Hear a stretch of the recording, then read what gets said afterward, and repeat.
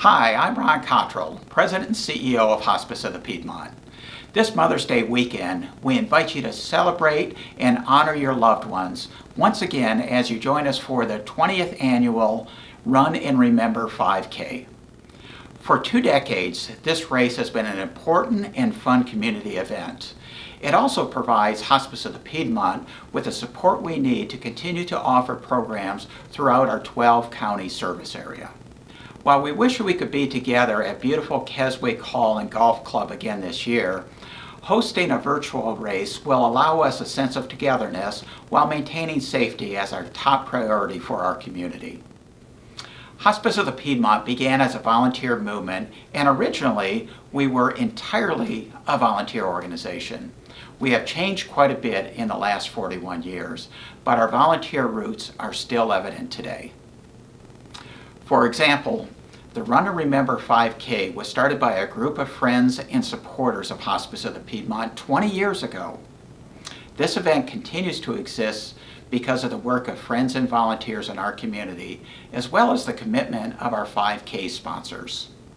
To all of you who are walking, running, biking, swimming, moving your bodies this weekend, and all you do to support our mission every day, thank you for participating and for all you do for Hospice of the Piedmont. I'd like to extend a special thank you for the generous supporters of the 2021 Run and Remember 5K. We could not continue to present this race without these individuals or businesses. If you know these folks, send them a note of thanks. If you recognize the local businesses, please support them.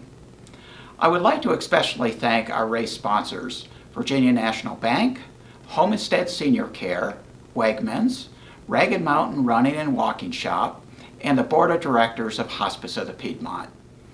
Thank you for your support of this wonderful event. Now, get ready to lace up those running and walking shoes.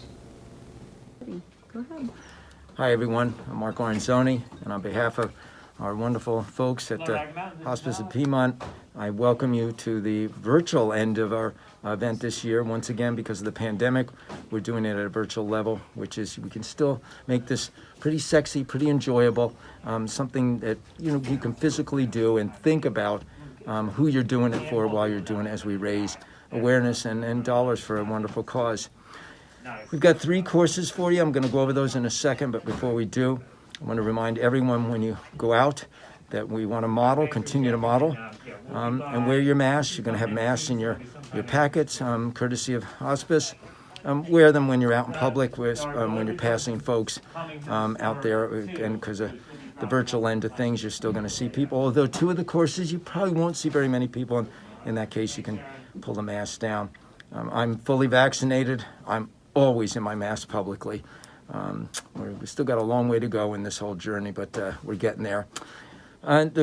When you run an event, whether you're actually racing it or whether you're walking, it doesn't matter. Listen to your breathing. It's probably the biggest tip I can give to my athletes. I coach a lot of adults, from 5K off the couch all the way up to marathon. And it's the same with all of them, whether they're going to the Olympic trials or whether they're just trying to get to the finish line of an event, that listen to your breathing. If you can heal yourself breathing like that, you can't get your words out without gasping, you're going too fast. It's an aerobic activity. Aerobic's good, get your heart rate up. It's excellent benefits health-wise for you.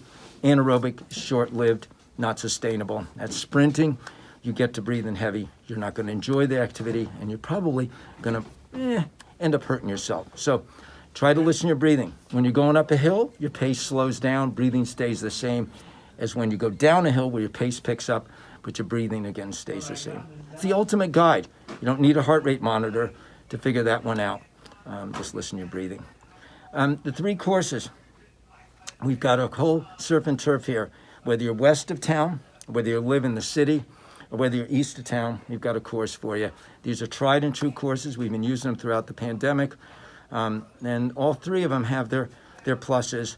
First one out west of town is at Sugar Hollow. You park at the Whitehall Community Center. That is open to the public. And it's a downhill stretch to Sugar Hollow Road. And you turn around approximately, I think it's about 1.8 8 or 9, and you come back and you finish at the base of the hill because it's a long downhill. We've got the map sent out to you. You can take a closer look there. Beautiful course, runs along the river there. Nice and flat for the most part. The one in the city starts at the old Martha Jeff at the CFA building on Locust, at the corner of Locust and High. You shoot down Locust all the way to River Road, take River Road to the right, and you pick up the path. There's a new entrance to Riverview Path on your left there. Right across from Williamson Paving, there's a sign for the path. You follow that down onto the paved path under Free Bridge, and you make it almost all the way back to Riverview Park for the finish of that one. That's a really fast one. That's in the city. And a tip on that one, you can park at Riverview Park, warm up, come up out of Riverview Park, up Market, up to that High and Locust starting area, and then you're back at your car at the finish. The third one is east of town. It's a little known place called Green Springs. It's in Louisa. It sounds like it's far away from Charlottesville. It's actually not. It's a quick drive out 64 to 15. We've got the maps there. Historic district, 14,000 acres, 20 pre-Civil War farms there. It's an enclave of gravel roads, beautiful, and that course is laid out on the map too. So you've got a bunch of choices. The thing is, folks don't have necessarily a choice when they're ill. They do. They've got hospice, and it's a wonderful, wonderful organization. I've been involved with it for a long time, both intimately and in events like this. And you're helping this great cause, and you're doing something healthy in the process. Grab a friend, family member, walk it, run it, whatever. But hope to see you out there at one of the places. All right, enjoy. Hi, I'm Elliot Schoenig. I'm team captain of Team Jer Bear. We've been running the race and supporting hospice now for 8 years. My husband passed away in 2014, and we learned about hospice just a month or two before. At that time, they did a tremendous job of helping us through the trajectory of his disease. And that first year, hospice's race came just a couple weeks after he passed away, and my daughters and I decided that we wanted to do something to pay back hospice and all the help that we had gotten from the nurses and support staff at hospice. And then we wanted to pay it forward, and now we have close to 100 people running each year that are representing Team Jer Bear, and we love it. It's the highlight of our year, and we feel so good about supporting hospice as they support all of our other friends and family who unfortunately come down with cancer. I'd like to take this opportunity personally to thank all of my family and friends that have supported hospice and Team Jer Bear over the last 8 years. And I hope everybody that is running, biking, or hiking the race today has a wonderful time.